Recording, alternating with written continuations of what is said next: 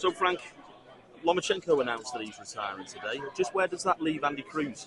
Andy Cruz is in a great position. He fights for a final eliminator on June 14th. He'll then be the mandatory for depending on what they do with the interim champion, I'd guess they'd move him up and then hopefully make that fight for the vacant title. So Andy Cruz is in a great position. Let's be honest, the only way someone's going to choose to fight Andy Cruz is if they're mandated to do so.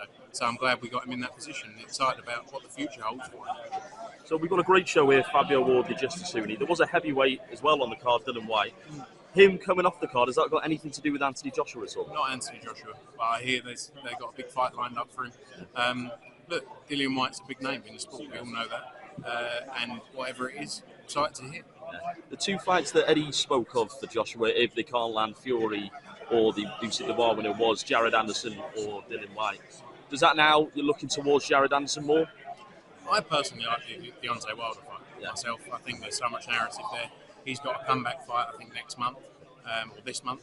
And that's a massive fight. Look, AJ's in a great position. He's still commercially the biggest draw in the sport, I believe, or in the heavyweight division. You've got Canelo, obviously, is a huge draw, as we know. But we've got to make the right decision, and this is the biggest decision he'll make of his career. So, getting back in the gym, getting 100%, and then we'll go from there.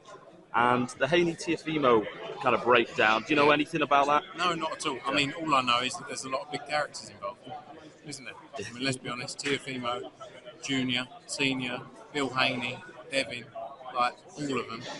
It was never going to be easy. If there's one man who could do it, it's Turkey Yellow Shake. We'll see what happens. Anything's possible in this sport. Things have been called off a few times and happened. So, but I can imagine there's a lot of different characters and individuals, making things difficult. And where does that leave Jaron Ennis? Jaron's in a good place. He's obviously unified world champion. There's opportunity as well to look at 154, as he said before. But he wants the biggest fights. He's shown that. A tremendous performance in his last fight out against Stanionis. He's obviously got mandatories for the WBA with Gearsov. The IBF will soon have a mandatory as well with the Crocker Donovan winner.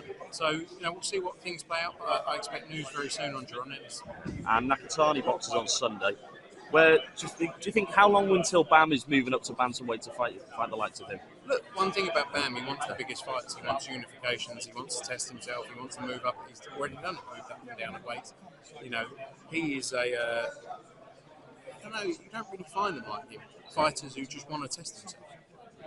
And he always wants to test himself. So I see him taking on the biggest test sooner rather than later. And Adam Azim, he's teased at this big major fight later in the year. Eddie did say that he'd spoke to Ben about the Dalton Smith fight. Anything to do with that?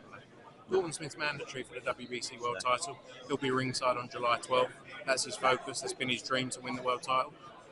Respectfully, I like Adam Azim, but he's not even on the radar right now. And the Boxer and Sky deal, do you know anything in terms of those conversations? What's going on there? No, I mean, I can only give you an opinion. I can see the end is nigh. But look, I think Sky will look at it and go, if we can just keep them non-exclusive and do shows we want to do, fair play. But I understand that. I also understand why they wouldn't want to extend on a new deal, because the last 4 years hasn't really delivered, sunshine and rainbows. They obviously, when Matchroom took over, they were on a non-exclusive deal beforehand. Do you think they'll move back into that when they had the likes of Hatton? Possibly. Yeah. Or they could move away from boxing, or they could just do pay-per-view. I don't know. Yeah. And people say, Sky moving away won't be good, but times change. New entrants come in the market. Look at the US, Showtime, HBO.